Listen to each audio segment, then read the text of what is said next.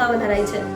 સુરત સિવિલમાં મહિલા ગાર્ડ સહિત 15 સિક્યુરિટી ગાર્ડ વધારાયા છે, જે રાઉન્ડ ધ ક્લોક ચેકિંગ કરશે।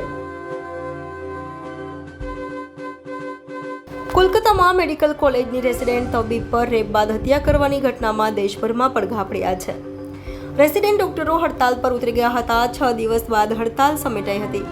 આ સાથે રેસિડેન્ટ તબીબોએ સુરત સિવિલ સુપ્રિન્ટેન્ડન્ટ સહિતના તંત્રના અધિકારીઓ સાથે બેઠક યોજાઈ હતી, જેમાં નવી સિવિલ હોસ્પિટલમાં રેસિડેન્ટ ડોક્ટરોની સુરક્ષાને લઈ મહિલા ગાર્ડ સહિત 15 જેટલા સિક્યુરિટી ગાર્ડ વધારાય છે, જે રાઉન્ડ ધ ક્લોક ચેકિંગ કરશે। સાથે નવી સિવિલ હોસ્પિટલમાં અને કેમ્પસમાં સીસીટીવી કેમેરા પણ વધારાયા છે, જેનાથી સમગ્ર હોસ્પિટલ અને કેમ્પસ પર નજર રાખી શકાશે।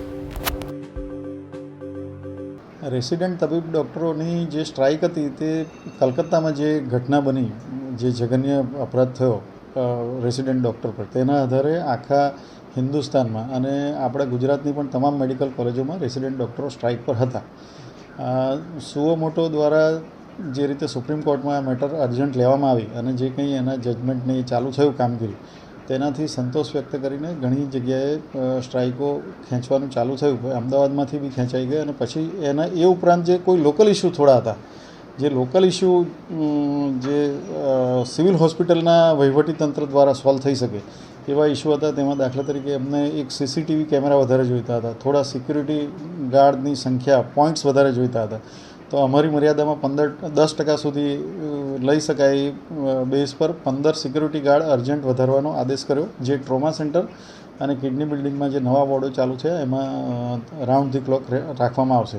સીસીટીવી કેમેરા બાબતે એમને રેસિડેન્ટ ડૉક્ટરોને કહેવામાં આવ્યું કે તમારા દ્વારા જે 4-5 લોકો હોય એ બધા આખી હોસ્પિટલમાં સર્વે કરીને, સિક્યુરિટી ઓફિસર સાથે સર્વે કરીને જે જગ્યાએ કવર ના થતા હોય ને જ્યાં કેમેરા જોઈતા હોય ત્યાં કેમેરા લગાવવાની સુપ્રિન્ટેન્ડન્ટ મેડમ તરફથી ગ્રીન સિગ્નલ આપવામાં આવ્યો।